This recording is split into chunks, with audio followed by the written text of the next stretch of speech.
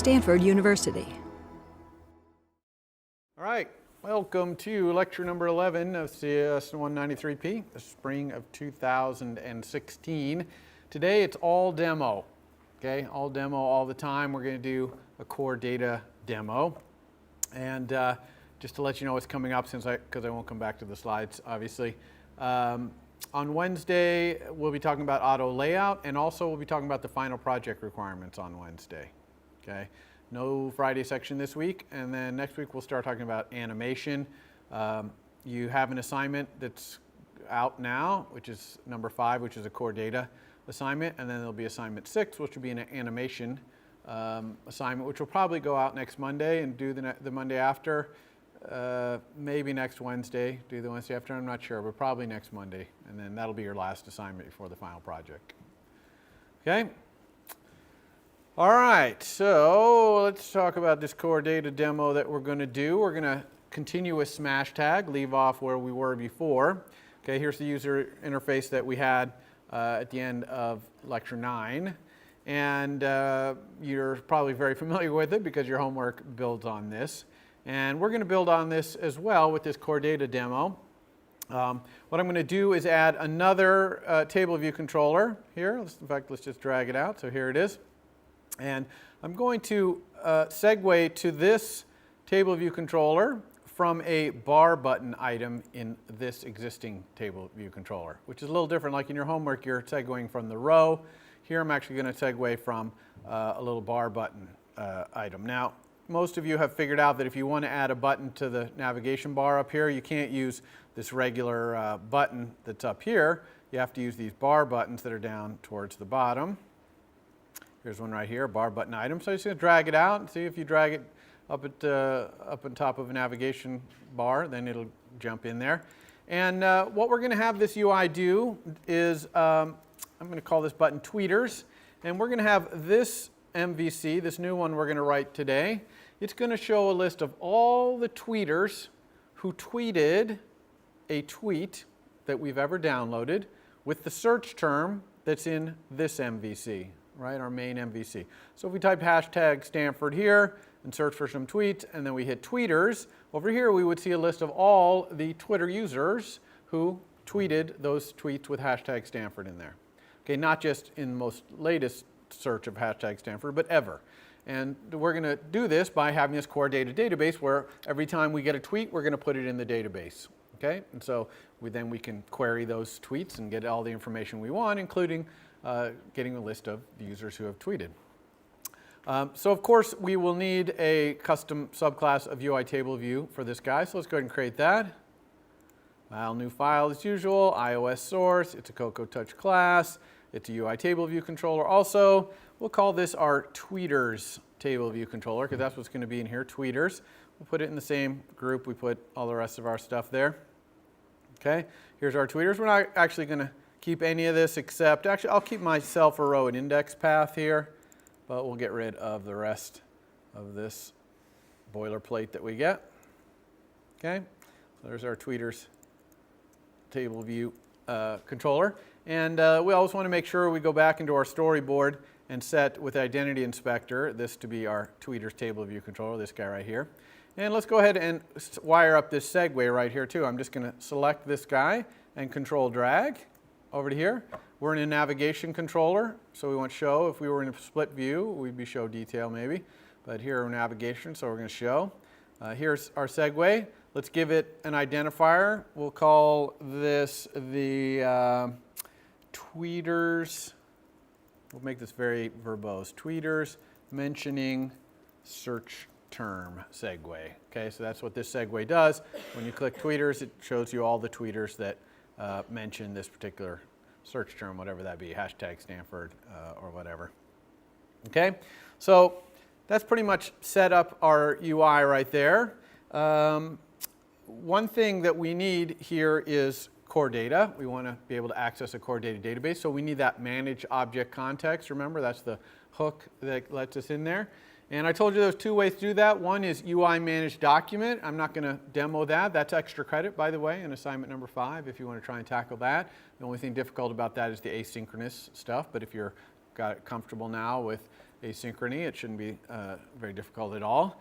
The other way was to use code that would get generated for you when you create a new project and turn on the core data button. And that's what I'm going to use. We started this project, and if we look in our app delegate, okay, this is Smashtags app delegate here, you can see that it's got some empty methods in here basically with some comments about them. We'll be covering this stuff, by the way. This is part of what we call the application lifecycle, these methods. But there's nothing in here about core data because when we created Smashtag, we didn't think we were building a core data app at that time, so we didn't switch that button. So no problem though. I'm just going to create a new project and go File, New Project. Okay? And again, iOS application, single view like we usually do. And you can call it anything you want. I'm going to call mine Foo. Okay? And just make sure that this button right here is switched. Use core data. Okay? And probably also want to make sure it's Swift unless you're building something in Objective-C. And then when you click Next, put it anywhere you want. I'll put mine in my same place as always, developer here. And it makes this Foo. Now, this Foo is just a blank app, right? It's got a blank view controller here, but we don't care about any of that. All we care about is in its app delegate.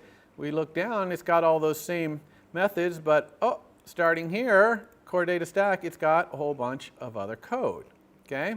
And we just basically want to pick this code up, so I'm just going to select it all. Okay, starting from this mark core data stack going down to the end. And I'm just going to cut it out of here, copy or cut it. And I'm going to go to my app delegate back in Smashtag here, and I'm just going to paste it in.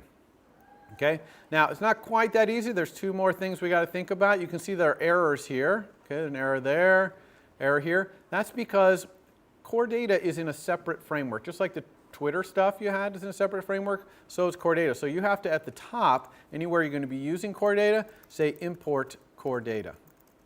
Okay, so that'll get rid of all of our errors, okay, because of the types like NS Managed Object Model and NS Persistent Core Coordinator, things like that. But there's one more thing we have to be careful of here, and you're really going to want to be careful of this in your homework assignment, which is that this code that's get generated, it actually uses the name of the app as the name of the data model. You know that visual map we're going to make with all the entities and attributes things I showed you in the slides? It calls that thing the name of the app. So in this case, Foo, because that's what I called that other app. So you're going to want to change this to whatever you're going to call your mapping model, and you get to choose. So you can pick anything you want. The default happens to be model, okay? But you could also put the name of your app or whatever you want in here. Just make sure that whatever you put in here is the same thing as the name you pick when you create the mapping, okay, which we're going to do next. Okay, so that's it. So once you do that, you're going to get a few vars in here, but the main one that's of import here is this one, Manage Object Context. And so that's the thing, that's the hook that you're going to get into your database, right? Okay, so let's go ahead and create the schema for that database, and we do that with File, New, File. But here, instead of doing iOS source, we're going to go down to iOS core data. Okay, and in here there's three things, and this is the one you want, data model, because that's what we're going to be doing. That's our description of our entities and attributes, our data model. Don't accidentally pick mapping model. It sounds similar, but it's different. Okay, so data model is what you want. So we'll double click on that. Okay, you're going to get this. See, you can see the default is model. Just make sure this is the same as whatever you put in your app delegate, that code that you copied in. And make sure you put it where you want. Like, I really don't want this in supporting files, right? I don't want it down here in supporting files. I want it up at a higher level here at the Smashtag level. Okay, so I'm going to put that there. Hit create, and it creates this empty map. Okay, it has no entities yet, no attributes. Now, our app is going to have some Twitter users. It's going to show Twitter users that have tweeted a certain mention in a bunch of tweets. So clearly, we're going to need an entity which is a Twitter user. And we're probably going to need an entity which is a tweet. So let's create our entities and see where it takes us. So I click this button down here, Add Entity, and it added this entity called Entity. And I'm going to double click on it to rename it. I'm going to call it Twitter User. Okay, so this is going to be the entity that represents a Twitter user in my database. Okay, I'm going to add another entity, clicking down here. Okay, this one I'm going to call Tweet. So it's going to represent a tweet. Now, once we have these entities, we obviously need attributes on them. So tweet, we're going to add text, which is every tweet has a text, 140 characters worth. You can see I have an error right up here. It says tweet text must have a defined type, and it's right now undefined. So I'm going to pick it to be a string. And I could add other things here. Maybe one thing that'd be really important with a tweet, when I'm fetching these tweets, if I typed hashtag Stanford and fetched 100 tweets, and then I typed hashtag Stanford and fetched another 100 tweets, it would probably be mostly the same tweets, maybe one or two new ones. So I need some kind of unique identifier in the database to identify a tweet so that I don't get all kinds of duplicates. I don't want, the same tweet in there tons of times. So I'm going to call it unique. Luckily, we're going to find that the Twitter framework provides a nice unique ID that we can use to unique our tweets, so that's good. And I could put other things in here, like maybe, the created date of the tweet. Maybe I would call that posted, and you see I'm making the type here be date. These names don't have to match the names in the Twitter framework at all. In fact, the Twitter framework is completely separate. It has nothing to do with core data. It just gets the data from Twitter. Okay, it's our responsibility to take that data from Twitter and put it into this database with whatever attributes and entities we want. Okay, now we happen to call this tweet, and we also have a class in our Twitter framework called tweet also, and we're going to have to be careful about that. But they're totally different. Okay, they represent the same thing conceptually, a tweet, but they're different classes. All right, our Twitter user, what does a Twitter user have? Well, a screen name, obviously. That's the most important thing. That's your Twitter handle, @ whatever. That's a string. We don't really need much else for our app here, but maybe there's the actual name. We could have other attributes of a user, put whatever we want in here. Okay? Now, as time goes by, as you enhance your app, you're going to be adding more attributes, more entities, and that's perfectly fine. The only thing to notice is every time you change your model here, okay, the database that's on your simulator or on your device is now invalid. Okay? Now, there is a way to make compatible changes. I'm not really going to talk about that, but there is a way to do that. If you started shipping an app on the App Store, then that would start to matter to you because you want to ship a new version. Maybe it has some new attributes. You want all the data the user has created to still be good. But when you're in development and you're changing things, what you can do is just go onto your device or your simulator and delete your app. Okay, every time you change your schema, you're going to have to delete your app and then run again. Of course, you'll lose all your data in the database too, but that's just, you're doing development cycles anyway, so it probably shouldn't matter. Okay? All right, so we have this great thing. Let's take a look at it in the graphical view, clicking this little button down here, and you can see here's our two things. Notice if I move one, the other one kind of moves around to keep it all in a nice space here. And you can see here's my attributes, the name, the screen name. You can see that the inspector over here is showing us things like the type of it, right? Click on this one, type. You can even set some things like minimum and maximums for dates and things like that. I'm not really going to talk about this inspector. You can play around with it, certainly read the documentation and find out all the things you can do over here. But what I'm interested in now is the relationship between Twitter users and tweets. Okay, and we know that a Twitter user tweets and creates a bunch of these things, okay, creates a bunch of tweets. So there's a relationship between these two, and anytime there's a relationship between entities in your data model, you just go to this graphical view, hold down Control, and drag between them. Okay? And when you let go, you're going to get these new things. These are also going to be vars in your code, just like these are vars, which is a relationship between the two. And each side has a relationship. Okay? And the first thing you'll want to do is rename these to be more meaningful names than new relationship. So a Twitter user's relationship to their tweets is probably going to be called tweets. It's the tweets that they've tweeted, right? And similarly, a tweet, the relationship it has to the Twitter user who tweeted it is probably, you could call it user or poster, or I'm going to call it tweeter, but it doesn't really matter. It's just the name of a var that we're going to have in our code that represents the relationship between the two. Now, as we talked about in the slides about core data, there's something special about this relationship, this tweet's relationship to tweet, which is that a Twitter user can have multiple tweets, could have hundreds of tweets possibly. Okay? A given tweet only has one tweeter, but a given Twitter user could have hundreds of tweets. So this relationship is a little different. So when we click on it here and look at it in the inspector, you'll see the inspector is pretty smart. It knows there's an inverse relationship, tweeter, over here. That's the inverse of tweets. And it also knows the type of connection here is to one. And we want to tell it, no, this is a too many connection, okay? Meaning there are many tweets per Twitter user. And when we do that to too many, you can see that the arrow here gets double arrowed in this direction. Only this direction. It's still single 2, 1 in that direction, but it's too many in this direction. Okay, and that's perfectly fine for one to be a too one and one to be a too many, as you can see here. You can also have both of them be too many. That's legal as well. All right, and we also know from the slides that what this means is that this tweets var, okay, on our Twitter user is going to be an NS set. And in that NS set are going to be NS managed objects. This is an NS managed object. This is an NS managed object. Okay, this var that points this way in tweet is going to be an NS managed object. Okay, because it's only a single one. Every single entity in the database is represented by an NS managed object. Now, that's a little bit kind of hard to use, to have every single thing, Twitter users and tweets, be NS managed object, because the only way we can set the attributes is using that set value for key and get the attributes with value for key. It's a little unwieldy. So of course, we want to have subclasses of NS managed object for each of our entities. So a class called tweet, which is a subclass of NS managed object that represents these things and has vars for all this, and the same thing for Twitter user. Okay, and again, remember from the slides, we can go up here and have, in the editor menu, Xcode generate those subclasses for us. One thing I'll remind you, if you're going to do this, see where it says model.exe modelD, see how that's selected? This menu, the editor menu, is context sensitive. It depends on what thing you have selected. So for example, if I go over here and pick storyboard, look, this menu is completely different. It's doing storyboard things over here, okay, like embedding and stuff like that. So you want to make sure you have this data model selected so that you get the data model editor menu. So we're going to pick create NS managed subclass here, NS managed object subclass. It's saying which of these do you want to create it for. We only have one, okay, so it's obviously selected, but you can actually have multiple of these mappings and have multiple databases.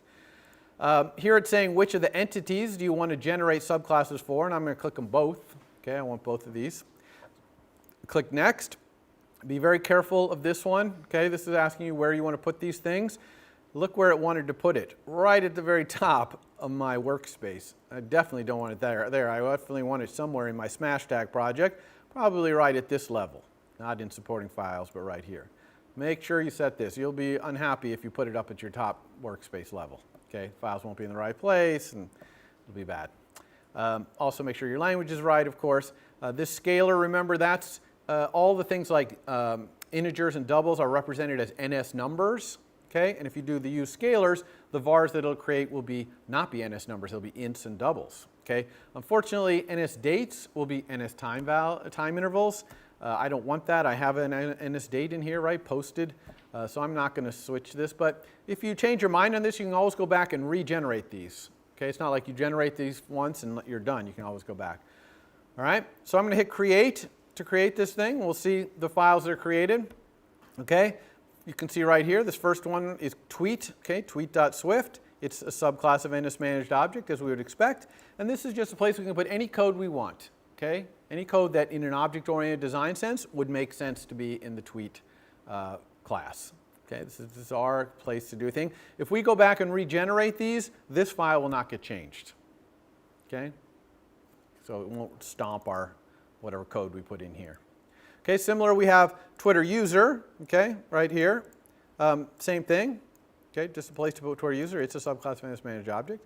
And then there are these two really cool extensions that were created for us, okay, one for Twitter user and one for tweet, that have vars that represent each of our attributes, so we don't have to use set value for key. Okay, you can see screen name is a string, name is a string, tweet, as promised, is an NS set, and in that NS set will be NS managed objects. In fact, they'll be tweets, okay, a subclass of NS managed object. Notice that they're all optional. That's because when we create a Twitter user, in this case, in the database, all the attributes will be nil. Okay, we set them to whatever we want. And similarly for tweet, okay, it's got an extension as well, you can see. And notice its tweeter relationship is a pointer to a Twitter user, exactly like you expect. If you do this and you find this to be NS managed object, okay, it could be because your tweet and Twitter user files got generated in the wrong order, so that Twitter user hadn't been generated at the time tweet was, and so it gets NS managed object. The fix is just go back and regenerate them again, okay, because it takes into account what is generated in the past. Okay, otherwise it's all pretty straightforward. Now these files you never edit. These files get regenerated every time you go into that create NSManaged object thing. So as you change your schema, these might change. All right, now I like to take all of these core data things, okay, including my model file, and I like to put them in their own group. So I'll select them all and say new group from selection and call it core data. So this is my core data group. And inside this group, I got all my stuff that has to do with core data. And we're going to add a little bit more to that in a minute. All right, so back to our app and what we're trying to accomplish here. All right, so here's what our app looks like, right? It's just got this thing that's going to segue. There's really two parts to making this new MVC work. One is we have to put data in the database. That's actually something this MVC does, because it's the thing that does the fetching. When we type hashtag Stanford, it's the thing that goes out and gets them. So this is going to load up the database with tweets and Twitter users. And then this one is going to look in the database, okay, to find things out. So let's do this part first. Let's go to our existing tweet table view controller and have it update the database every time we do a fetch. All right? So here's our code for our tweet table view. Hopefully you remember this, very intimately familiar with it. There's our search text. Here's where we're doing our search for tweets, right? Here's where we find new tweets and insert them in the table. So I'm just going to, in addition here to putting them in the table, I'm going to call some method, let's say update database, and pass along these new tweets to go put them in the database. All right? Now, we're going to be doing core data here, so I want to make sure I import core data up at the top here. Okay? And then I have to write this method here, private func update database. Okay? It takes the new tweets that it got, which is an array of tweet, but now I have to be careful here, okay? Because which tweet is this? Is that the tweet in the Twitter framework, or is that this tweet right here that's an NSManaged object? Okay, we have to be careful here. And the way we distinguish the two is by putting the framework name in front. So this update database takes Twitter tweets, and we're going to put them, turn them into NSManaged object tweets and put them in the database. So we need to be careful if you do that. Now, when you do your homework, you're welcome to not call this thing in your database tweet if you don't want to have to deal with twitter.tweet. Okay, you could call it something else. But if you do call it tweet, then you want to make sure to distinguish which ones you're talking about at any given time. All right? Now, to update our database, here's where we need that NSManaged object context, right? That little hook that lets us put things in the database, search through the database, etc. I'm actually going to make that part of the model of this MVC. Because if you think what this MVC does, yeah, it lets you search, but it also updates that database. Which database it updates is really part of describing its model. Okay, so I'm going to have a var here called managed object context. It's going to be an NSManaged object context, and it'll be optional. And if this is nil, if this is not set to anything, then I just won't update any database. Okay, so I'm going to write my code, so if this is nil, I'm not going to update any. I'll still do my searching, but I'm not going to update any database.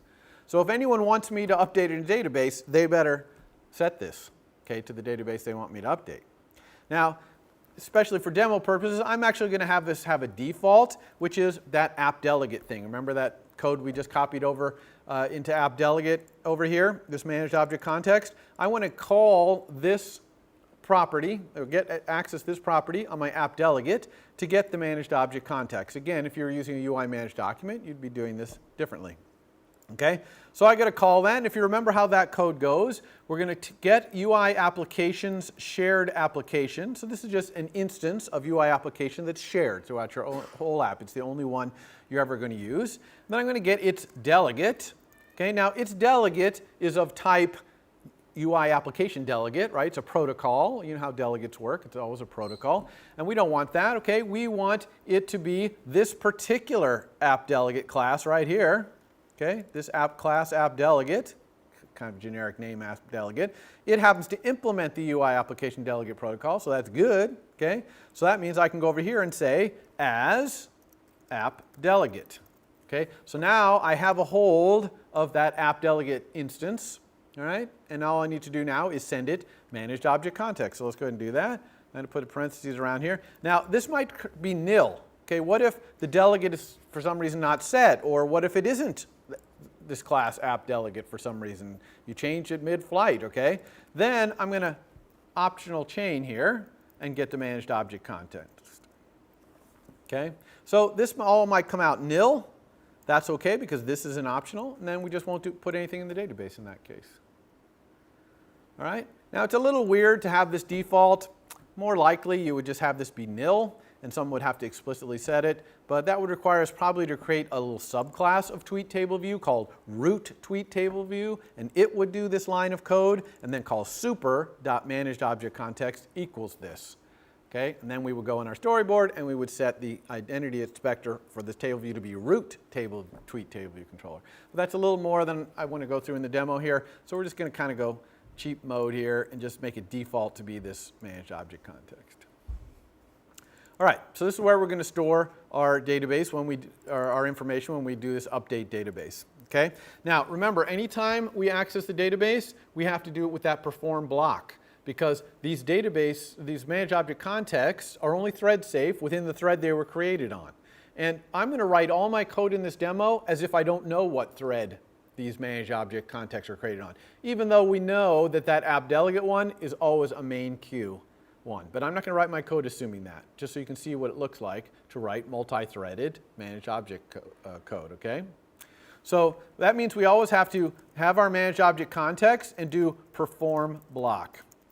Okay? Now if this is nil, what happens here? Nothing. Good, that's what I want. Okay? If I don't have a managed object context, I don't want to update the database. So this is perfect so far. All right, so we're going to perform a block here. Inside this block, all we got to do is put these new tweets, okay, into the database. So that's pretty straightforward. I'm just going to have a little for loop that goes through those tweets, say for Twitter info in the new tweets. And then here I have to, create a new but unique tweet in the NS managed object sense with that, Twitter info. Okay, so that's what I need to do in here. So I need a method to do that. Now, that method really doesn't want to go in this tweet table view controller. Okay, that's really something that wants to go in the tweet class. Okay, the tweet class is one-stop shop for everything tweet when it comes to the database. So if you had a method that takes Twitter info from the network and turns it into a tweet in the database, that needs to live in the one-stop shop. Okay, so we're going to actually put that code, some method that does this, in tweet. Okay, remember tweet is this subclass of NSObject. So we're going to do exactly what that comment just said and insert the code we want in here. Now, this code, what is this method going to do? Well, this method is going to look in the database, and if there's already a tweet there with that unique ID, then it's going to just return that. If not, it's going to create one and load it up with the Twitter information, okay, that it got from over the network, and then it's going to return that. So it either looks it up and returns it, or it creates it if necessary. Okay, I'm going to call this thing, first of all, it's going to be a class function, meaning I'm going to send this to the tweet class because I'm creating an instance here. I can't really send it to an instance yet. I haven't created one. I'm going to call this thing tweet with Twitter info, and it's going to take some Twitter info, which is going to be a Twitter.tweet. Okay, so I have to import Twitter here because I'm making a Twitter.tweet. And the other thing I got to have if I'm going to create something in the database is in managed object context. Okay, I have to have the NS managed object context that you want to create this thing in, or I can't create it. Okay, and this thing is going to return a tweet. Okay, it's either going to return the tweet that it found in the database by looking at the unique ID of this Twitter tweet, or it's going to create one in the database and return that. Okay, so let's have it return nil. Actually, let's make it so it returns an optional tweet in case for some reason we can't create one. We'll have it return nil by default. Okay, we'll get back to how we're going to implement this in a second. I want to go back to the code that calls this, which is here, okay, this update database, and use it here. And so you just call, you know how you call class functions, you just have the name of the class, tweet, and then this is tweet, what's it called? Tweet with Twitter info. And we're going to pass the Twitter info along. Okay, this is the Twitter info that we're pulling out of this array of Twitter.tweets, right, in a for loop here. And in managed object context, we're going to pass our own managed object context. And we can go ahead and unwrap it because we know we wouldn't have made it into this block if this were not nil. Right? And notice that it's complaining here about you got to put self in, you got to put self in front of this because this right here is a block. Okay? So we got to make sure we avoid any loops, you know, any memory cycles. And what else is it complaining about here? And this managed, I must have typed that wrong. Let's go back here. Sorry. Let's go back here to tweet. Yes, I forgot to put context, okay, in this managed object context right there. All right, back. All right, so we got this. So this is, now one thing that's interesting about this tweet with Twitter info, it returns a value, right? It returns the tweet. Now, I don't care. I don't want the tweet here. I'm just creating it. I'm the guy loading the database, so I didn't want that tweet. So notice that Swift doesn't complain, even though I'm ignoring it. But some would say it's pretty good code to say underbar equals here. Okay? That tells someone reading this code, yeah, I understand that this returns a value, but I'm not interested in it. Remember, the underbar in Swift is the universal, I don't care about this thing. Okay?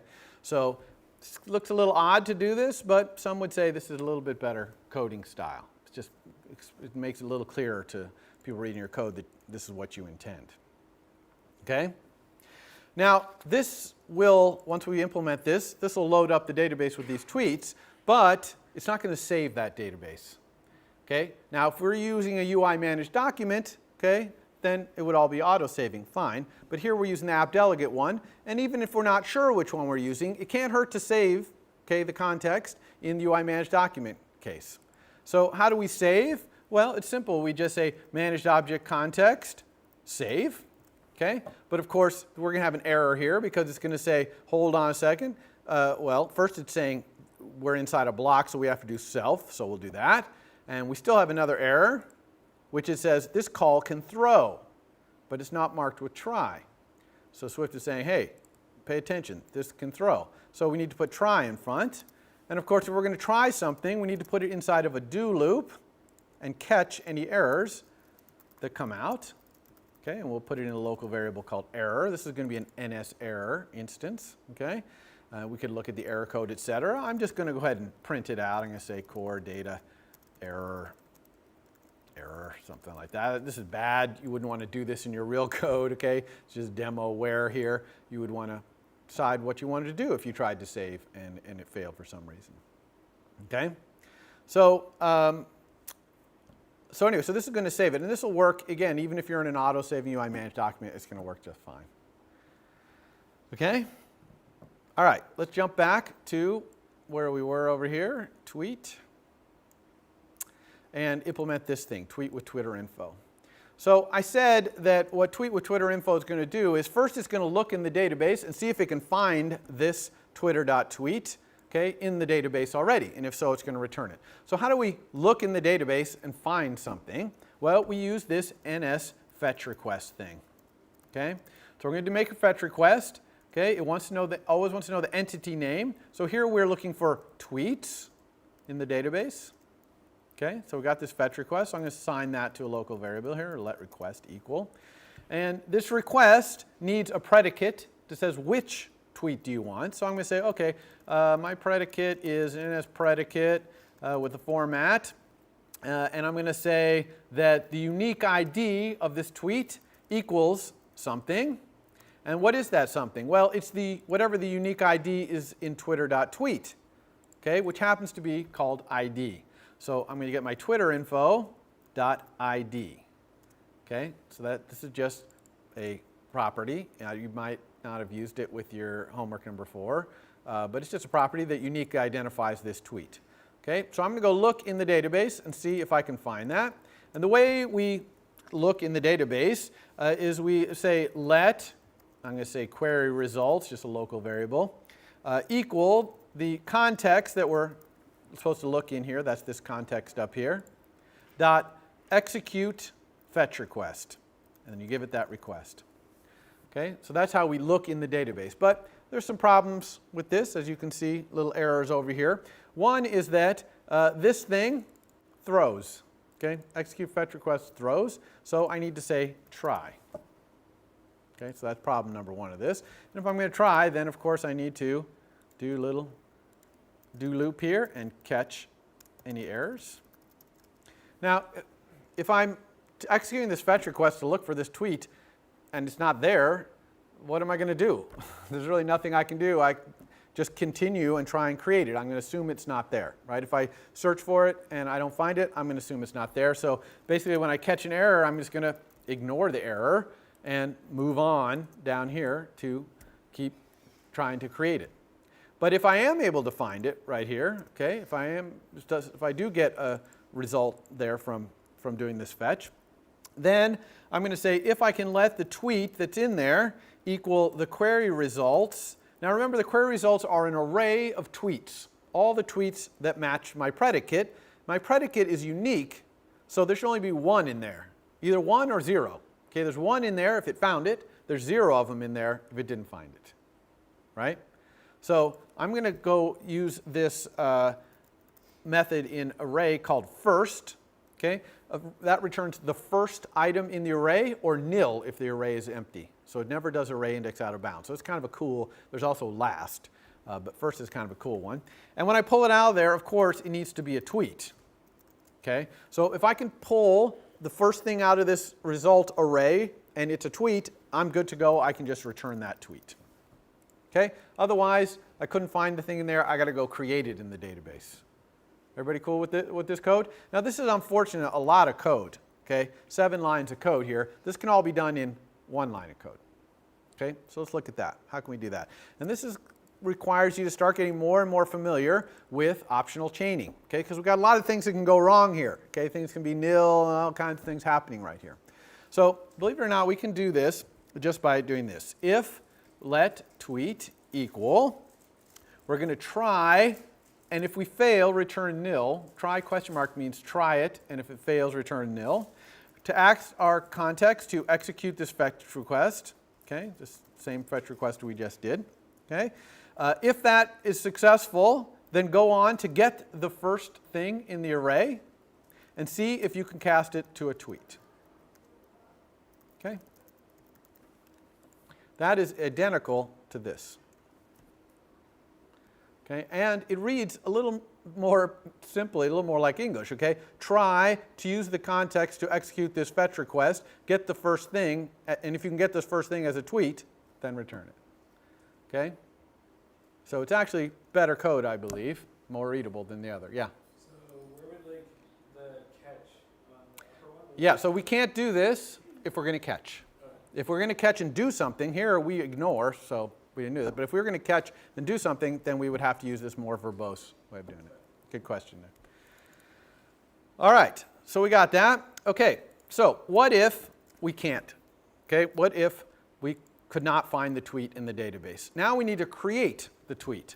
Okay, so I'm here. I'm going to say if I couldn't create it, so I couldn't look it up. So if I can create it, which is, if you'll remember from the slides, ns entity description dot insert new object for entity for name. Okay, we're creating a tweet. The manage object context is context. Okay, and we obviously want it to be a tweet. Okay, so here we've created the tweet if we're able to. Okay, it's an if let, so we're going to see if we can create it by inserting something in the database. Everybody cool with that line of code? Pretty simple. All right, now we've created a tweet, but it's empty. Okay, everything's nil in there. So we need to start setting some of the values. Like, really importantly, we better set that unique equal to the Twitter info's ID. Okay, make sure it's unique. We also want to set the tweet's text equal to the Twitter info's text. I think we also had the tweet posted, which would be the Twitter info's created. Okay, so we just want to go through here and grab the information that we got from the network and put it in the database. That's basically what we're doing here. Okay, now what about this one? Tweet.tweeter equals. Oh, how do we do that? Got to set up that relationship between Twitter and tweets, okay? Well, to do that, we have to create the Twitter user that goes for this, okay? And by that I mean this Twitter user right here, this NSManageObject Twitter user, okay? And to create a Twitter user, I'm going to use the exact same kind of code that I just was in the middle of typing in Tweet. I'm going to type it in really fast because it's exactly the same, okay? So I'll go through it here, but it's exactly the same. So I need to import Twitter, just like I did in that one. So here we're in Twitter user, okay? And this one's called Twitter user with Twitter info. This time the Twitter info is not a twitter.tweet, it's a twitter.user. Okay, and we still have to pass the manage object context, and it returns a Twitter user if it can find one or create it. Okay, now for a Twitter user, the unique is the screen name. Every Twitter user has their own unique screen name, so we don't have a unique, we just use the screen name as the unique thing. Here we're doing that try to see if we can find it. If we can, we return it. If we can't, we're inserting a new one, okay, and setting the screen name and the name and returning it. Okay, now notice that I'm not setting the tweets NSSet. I'm not adding anything to the tweets NSSet here. Okay? That's because at this point, I don't know any tweets that are in the NSSet. So I'm just creating a Twitter user that so far has no tweets in the database. Okay? When I create. All right? Now let's go back here to where we're creating the tweet. And now to set this tweet.tweeter, all we need to do is say Twitter user with Twitter info. And now we pass the user, which is the Twitter info .user, and in managed object context, in managed object context, the context, okay? This creates that Twitter user, okay, and sets it to this var, which is that relationship. The NSSet in the Twitter user will have this tweet automatically added to it. Okay, you don't have to do both sides. If you do one side, it does the other. If I had put a tweet in the Twitter user's NSSet, the tweeter would have been set to it. Okay? If you touch one side, the other side gets kept in sync. That's an awesome thing about core data. So you never have to worry about database integrity. It manages the integrity all the time for you. Okay? Very important to understand. All right, so we got it. So as long as we were able to do either look it up or create it, we can return it. Okay? Oops. Return the tweet. Otherwise, if we couldn't do either of those things, then we'll just return nil. Okay, very unlikely because this almost never fails. Inserting a new object is going to work virtually 100% of the time. Okay, got that? All right, so back to where we were calling this. Right here. Everybody cool with this? You can see how this is going to put this array of tweets, okay, into the database. That? All right. Now let us let's go ahead and before we do our new MVC, let's just make sure this is working. Okay? I'm going to write a little function here that prints out what's in the database, how many Twitter users, how many tweets. Let's just see if this is working. Okay? So let's write that function, see what that would look like. So I'm going to have a private func. I'm going to call it print database statistics because it's basically going to just print how many Twitter users are and how many how many tweets and how many Twitter users. So of course we have to perform this in a block. Okay, because we always have to do that when we're doing manage object context stuff. And I'm going to watch this. If let results equal try to execute on our context, and actually we can exclamation point that, execute a fetch request. Now watch, I'm going to create a fetch request on the fly here. Fetch request with an entity name. And what am I looking for here? Okay, let's count the Twitter users first. So Twitter user. Now notice I have a fetch request here with no predicate.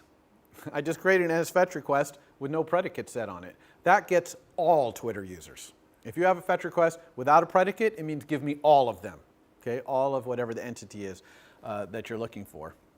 Okay, so if I'm able to do that and get the results, then I'm just going to print that we have results.count, however many we got here, Twitter users. Okay, so that's this little code right here. will print out how many Twitter users are in the database. All right, now there's actually a better way to do this because this is a bit of a problem. When I execute that fetch request, it gives me every single Twitter user out of the database and into my memory.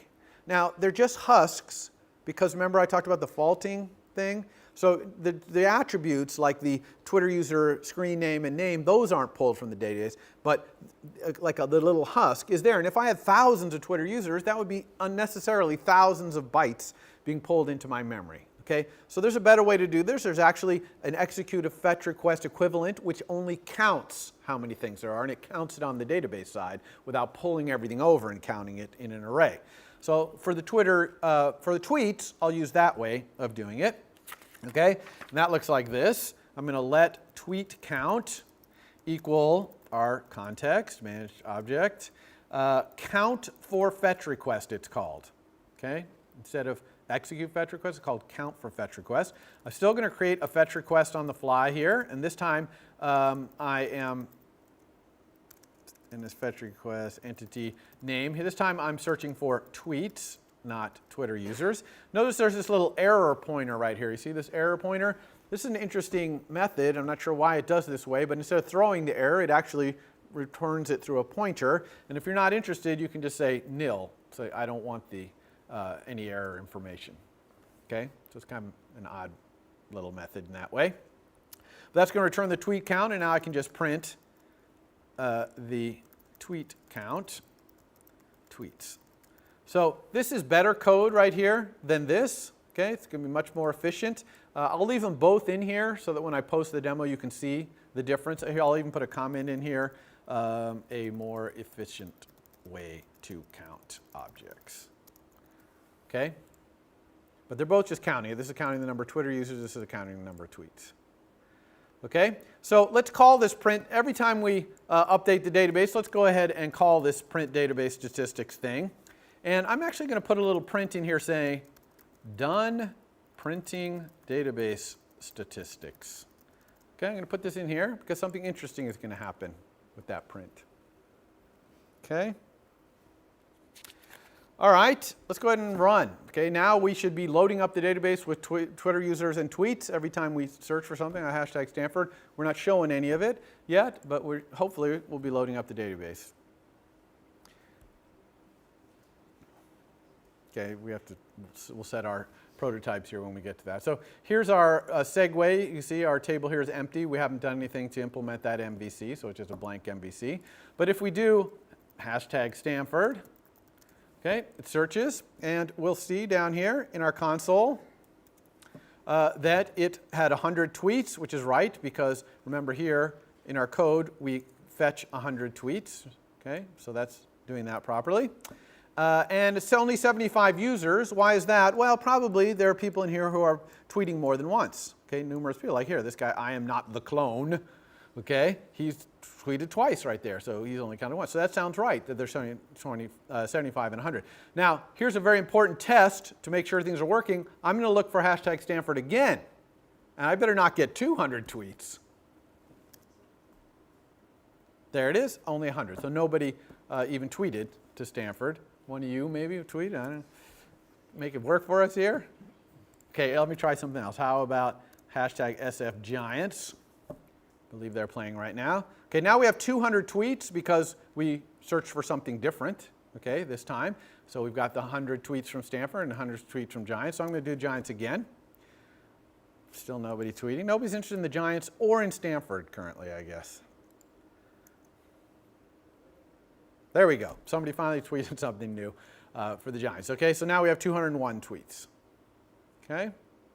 Doesn't sound like things are going well for the Giants. Hope I didn't spoil it for anybody. Okay, so we got our thing working right here. Look at this though, done printing database statistics. That's printing out before it prints.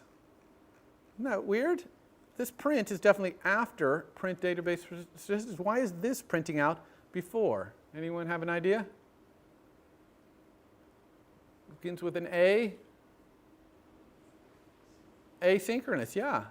Okay, this stuff, these perform blocks, both this perform block right here and also this perform block up here, happen asynchronously. These blocks just get put onto their queue. In this case, it's the main queue, but it doesn't matter, whatever the queue is, and they get put on that. So when I do print database statistics, it does this line of code, which returns immediately. It instantly returns. It puts that block on some queue and returns immediately. It doesn't wait to execute this code because this is not perform block and wait, it's just perform block. So this goes, returns immediately, and then this prints out immediately. Then later, this block gets pulled off onto the queue, the main queue, and run and does its thing, which causes this output. Okay? See why I put this in here so you understand that? This is happening asynchronously. Unless you say perform block and wait, it's asynchronous. All right. Now, we got the data in our database. Excellent. Now we can go on back to our storyboard right here. And we can implement this MVC, okay, with this new MVC of ours. We need to do some things to do that. We need to make sure that we have, for example, a reuse identifier for this cell. So what is that cell? It's basically a Twitter user, so I'll call it Twitter user cell. We want these probably to be subtitle, okay, instead of custom cell. We don't need custom cells for any reason. Oops. We can make sure we have our identities for the whole table. We do. That's all looking good. We can make sure we have this set, okay, which we do. Okay, so it's all good. All right, so we're all ready to basically implement this guy's class, his custom subclass. So let's go take a look at that. That's right here.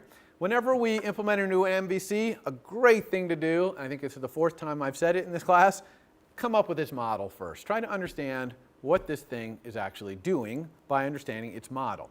Now, this is a very simple MVC. It takes some mention, like hashtag Stanford, and it searches for all the users, okay, who have tweeted that, okay, in our database. So a clear, very important part is that mention, okay? Whatever that mention is, hashtag Stanford, that clearly needs to be part of our model, okay? Without that, we can't do anything. But another really important part of the model is that database. Okay, without that database, I can't look this mention up. Okay, so another one is a managed object model, just like our other one actually had that part of its model as well. Okay, that's an not model, sorry, in its managed object context, NS managed object context. Okay, I'll have that be optional, but to be frank, if that's nil, I'm going to have an empty table. Okay, because this time it really demands that. If either of these change, I'm going to do a did set here and update my UI, which basically means I'm going to have to reload my table. Okay, so I'll do that for either of these. And then, of course, I need a private func update UI. Okay, and in here, we're going to have to use this information. Okay, it's complaining here because we have to import core data. Okay, notice that this particular MVC does not import Twitter, okay? Because it's purely using the database. The other MVC used Twitter and the database. This one only uses the database, so it doesn't import Twitter, just core data. All right, so we'll get to update UI in a second. One thing I want to do before that is do our prepare for segue and set these two things, okay? So we have to do our prepare for segue back in this MVC over here, okay? So let's go back to that MVC. We'll put it right here, prepare for segue. This prepare for segue, by now, prepare for segue should be old hat for you guys. You've done so many segues, but we're just going to check to see if the segue's identifier is right. That's going to be, what did I call that thing? I can't even remember now. Let's look in our storyboard.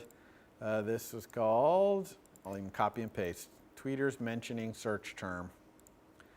Okay, so if it's the tweeters mentioning search term segue, then I need to get the destination view controller as a tweeter table view controller. So I'm going to say if I can let the tweeters TVC, we'll call it, equal the segue's destination view controller as a tweeter table view controller. Okay, so I've got a hold of it. Now I can just set the public API, the model of this. So it's got the mention, which is just our search text, right? And actually, we don't even need to do that. It's our search text. And tweeters tvc dot managed object context is our managed object context. Okay, so we just prepare. So that's all we're doing here is prepare. Now that. Okay, now back to here, update UI. So how are we going to update this UI? We need to have this table, and we need to make it full of Twitter users who have tweeted a tweet that has this mention, like hashtag Stanford in there or whatever. Okay, how are we going to do that? Well, we're going to use NSFetched results controller, that really cool object I told you about at the end of the last lecture. And that is an object that basically just glues an NSFetch request to a table view. And that's exactly what we want here. We're going to create an NSFetch request, which fetches the Twitter users we want. Then we're going to glue it onto this table. Okay? And that way, anytime the database changes in a way that those users would change, it's going to automatically update the table. And we don't have to do anything else. Okay? Now, let's remind ourselves how NSFetch request controller, how it works. Okay? It's got two pieces to it. And I'm going to have both of those pieces implemented for you using this class that you're going to be able to use for your homework. It's right over here, called Core Data Table View Controller. So let's drag this Core Data Table View Controller. I'm going to put it in my Core Data group right here, and I copy it in. Okay. All right. So let's take a look at this thing and see how NSFetched Results Controller works. So here's Core Data Table View Controller. It's a subclass of UI Table View Controller. You're going to make it be a subclass. You're going to make it be the superclass of your UI Table View Controller. So back here in our tweeters table view, instead of inheriting from UI Table View Controller, I'm going to inherit from Core Data Table View Controller. That way I'll get everything you get from UI Table View Controller, but I'm also going to get this NSFetched Results Controller stuff, okay? So let's look at that some more. There's two parts to the NSFetch Results Controller. One is that I can use the NSFetch Results Controller to implement my entire UI Table View data source except for self-erode index path.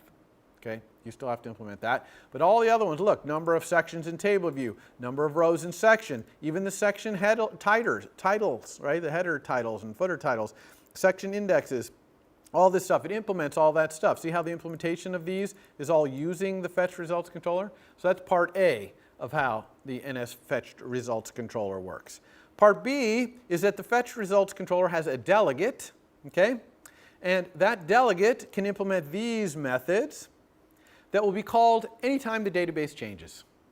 So anytime anything happens in the database that might affect this NSFetch request, okay? The delegate, the NSFetch Results Controller delegate, is going to be called and sent these messages. And look what these things do. They just update the table view. See, table view insert rows, delete rows, reload rows. That's because, this is because something got deleted from the database. This is something got inserted in the database. This is something changed in the database. Okay? So that's part two, is this delegate of the NSFetch Results Controller. So I've given you the codes to do both those things. Okay, to implement this delegate and also to implement all of this UI Table View data source. All you have to do is set this var in the Core Data Table View Controller, which is an NSFetch Results Controller. And all that happens when you set this var in did set is it sets itself as the delegate so that all these methods down here at the bottom will work. Okay, then it tries to perform the fetch. Okay. If it catches it, it'll report an error if there is any. And then it reloads the table, and that's it. Okay? The Fetch Results Controller is going to automatically be linked now. So all you have to do to use Core Data Table View Controller is set this Fetch Results Controller. You have to create and set one of these, and then it'll just work by magic. Okay? So let's go back here and do exactly that. In our update UI, we need to say self.fetched results controller equals, we don't actually need to say self dot, but I just wanted to emphasize that it's something we're inheriting from Core Data Table View. Okay, we need to set our fetch results controller or something. So we're going to create a new fetch results controller. Okay, and here are what all of the things in the initializer look like. Okay, first there's the request. This is the NSFetch request that it's going to glue on to the table view. Okay, we'll have to create that in a second. Second is the context. So we have to go, what context? What database are we looking in? Next is this section name key path. Okay, NSFetch Results Controller will do the section titles if you have an attribute in the entities that are in the table that you're looking up here, which is the section. Okay, the string that represents the section. You can call that attribute anything you want. and you put the name of it here, whatever name the section attribute is here. The only thing about this, and you can put nil if you don't have sections, which we don't. The only thing about this is that your table must sort in the same order as these sections would sort. I mean, think about it. If you're going to have them grouped by section, the things need to be in the same order. Otherwise, you'd have some things in a section here, some in a different section, another different section. You can't have that. They have to sort in the same order. Okay, so sometimes you'll have your sort descriptors of your fetch request, maybe sort by the section first, and then sort by whatever you want to do. That's an easy way to make it work. And then there's the cache, which we're also not using. Okay, and that's just a name, that's a string that represents it. So I'm even going to put this so we can really see these 4 arguments right here. Okay, so we need to do a request right here, and we need to do the context. Okay, well the context is easy. That's part of our model. So I'm just going to say if I can let the context equal my own managed object context, okay, then we're good to go here. Otherwise, I'm going to set my fetch results controller to nil. If you set your fetch results controller to nil, core data table view controller will clear your table. Okay, which is what I want if I don't have a managed object context, because I don't know what database to look in. Okay, so now all we need to do is request. Okay, we just need to have a request, which is an NS fetch request. Okay, it's going to be what? What entity is going to be in this table? What does this MVC show? What kind of things? Twitter users, right? It's showing all the Twitter users that are mentioned in this tweet. So this is Twitter user. Okay. Now, how about the predicate? Okay, we need a predicate of this for this thing. And so that's NS predicate with format here. Okay, so what is going to be our predicate for this? Well, this is a little kind of complicated, actually, if you think about it. We'd really want to get all the Twitter users who have a tweet that contains that string. And it turns out you can do that very straightforwardly with NS predicate. You're just going to say any tweets whose text contains, case insensitively please, that mention. Okay? Now I have to do %@ whenever anything that I'm doing here is not a reserved keyword. So I have to do %@ and then put it here in this var args. So this is our mention right there.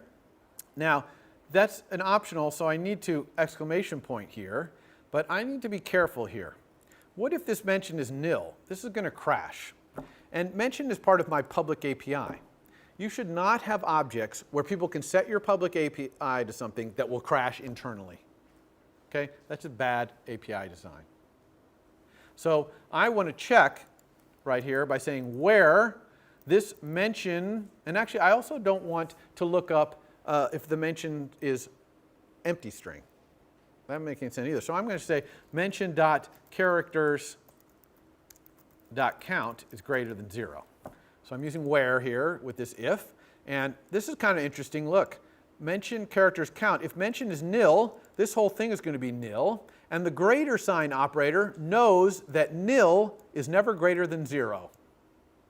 It also knows nil is never less than 0, nor is nil equal to 0. Okay?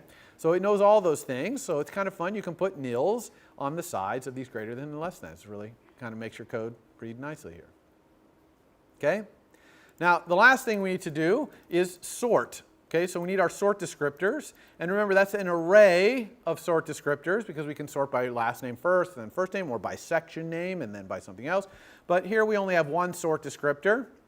Okay, the sort descriptor has numerous things that you can specify in its initializer. We're just going to use the simplest one here, which is I'm going to search by the key screen, sort by the key screen name. So we're going to list our users by their screen name, their @ whatever. That's going to be the order of this table.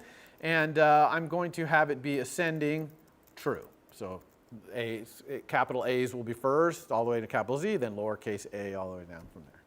Okay, so that's the only thing I'm going to search by. Is this one sort, or sort by, this is this one sort descriptor. Okay, so now that's it. The only thing I have to do now is implement my self-heroic index path, and I'm good to go. Okay, because this is going to always be keeping the Twitter users associated with the rows. All right, so our self-heroic index path, of course, we need to set our reuse identifier, which I think was Twitter user cell, right? and it says configure the cell. Now, obviously, to configure the cell in any row, I need to know what Twitter user is in that row. Okay, so how do I do that? Let Twitter user equal, and I'm going to ask my fetched results controller. Okay, I'm going to say, what is the object that's at this index path? Okay, remember this is self-row at index path, so index path is what the row we're talking about here. And I'm just going to ask my fetch results controller what it is, and of course it better be a Twitter user. So I'm going to put adds Twitter user there and say if let. Okay, so if I'm able to get the Twitter user here, then I can just do, for example, cell.textLabel.text equals the Twitter user's screen name, let's say. Okay? Now, there's a problem with this line of code right here. Can anyone guess what this problem is right here? Looks perfectly fine, right? This is accessing the database. Okay? And we know that anytime we access the database, we got to put it inside perform block. Okay? So we actually have to put some context here, perform block, okay, around this code. Now, what context are we going to use here? We could use our managed object context. That's true, and that would be fine. I'm actually going to use a different context. I'm going to use the Twitter users managed object context. Every NS managed object, this is a Twitter user, okay, but we also have tweet. Every NS managed object knows the managed object context it's in, and you can ask it. That will often keep you from having to have var managed object context as public var, because you'll have some other var, which is a Twitter user or a tweet or something like that. And when that gets passed to you, now you know the managed object context. Got it? So that makes it so you don't have to pass both a managed object context and a Twitter user or something. Because if you pass in a Twitter user, you're passing the context along. Okay? So I'm just going to use that down in here. I'm doing this intentionally so that you know that this method exists. It's a really cool var on an NS managed object. Now this is still no good. Okay? What's wrong here? What's going on right there? That's accessing the UI. That can only happen on the main queue. Okay? This, I happen to know, is the main queue. Okay? I know. But what if I was writing my code to truly be multi-threaded in its managed object context? I couldn't count on that. Okay? So I can't do that. So instead, I'm going to create a little var here, screen name, okay, which is going to be a string. And inside here, I'm going to get rid of this and say screen name equals that. And then out here, I'm going to set this equal to screen name. Okay? But there's still a problem with this. Anyone guess what this problem is? You're a quiet crowd today. This is asynchronous. Okay? That screen name is going to happen some other time. Certainly not in time for this. Okay? So we need to perform block and wait here. Okay? We have to wait for this to happen before we can do this. Got it? Okay, so that's it. Let's go ahead and run, see what this looks like.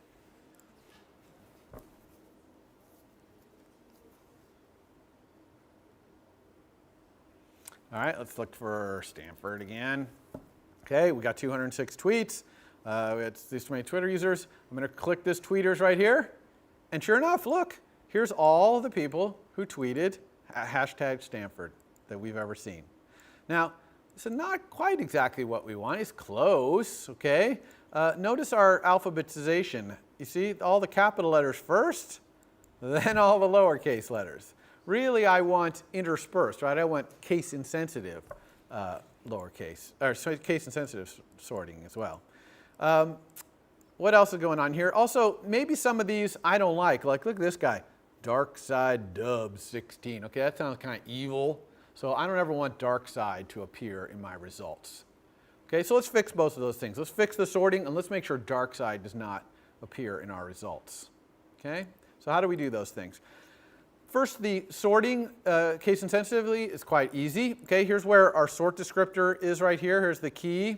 and here's the ascending right there. We can just add another argument here, which is the selector to use. Okay, and we use hashtag selector here, selector. And the selector I'm going to use is NSStrings, has one called localize case insensitive compare right here. Okay, and so you guys remember this format for specifying a selector, right? So I'm just going to use this instead of the standard one, which is compare, which is not case insensitive. So that's going to fix our case insensitive sorting. Okay, it's just how we specify our sort descriptor. How about getting the dark side out of there? Well, what appears in that table is determined by this predicate. Okay, any tweets containing this currently, but I can say, and the screen name does not begin with, case insensitively, dark side. Okay, and again, I can't put anything but keywords in here, so I have to put it out here. Okay, like that. I just wanted to do this to show you that you can update this predicate to change what shows up in your table. This is what controls what's in the table. So now when we run, and we do hashtag Stanford.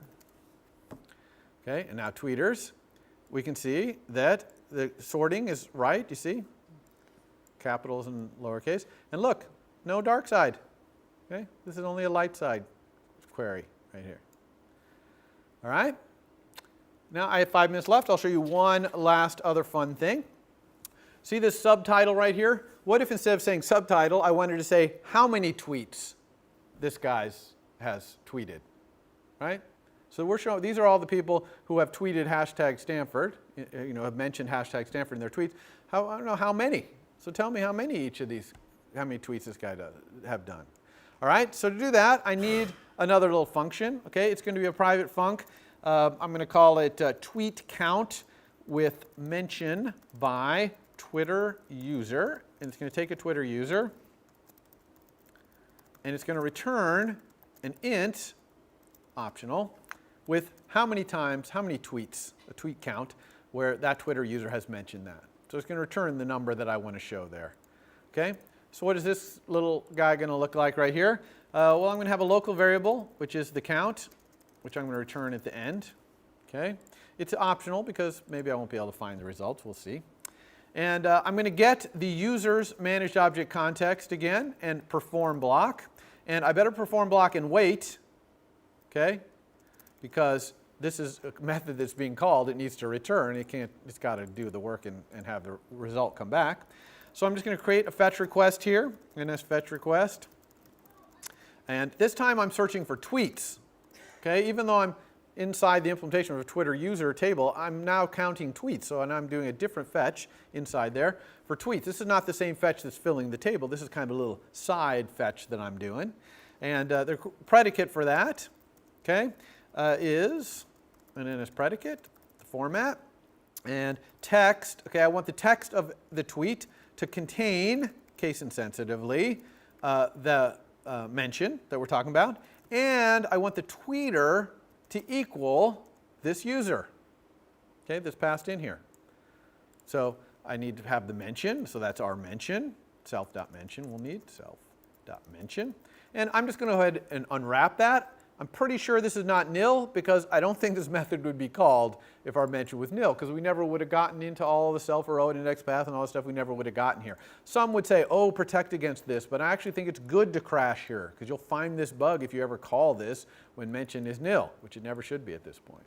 And then the tweeter is just this argument, user. So you can say tweeter equals user and pass a Twitter user, okay, and restrict your results to that. So that's our result. So now I'm going to use that count thing that we talked about before. That's the user's managed object context. Count for fetch request, the request. Don't care about errors. It'll come back 0. That's fine. I'm going to return the count. Okay? Everyone see what I did there? I just did the request that I wanted. So now that I have this nice little guy right here, I can go here and say that my cell, I can actually say if let the count equal the tweet count mentioned by this Twitter user. Okay, so if I got a count, then I'm going to have the cells detail text label, text equal, and then let's even be kind of cute and say if the count is 1, I'm going to say 1 tweet. Otherwise, I'm going to say count tweets, plural. Okay? If I wasn't able to get it, then I'm just going to set the cell's detail text label text to empty. Okay? Let's run that.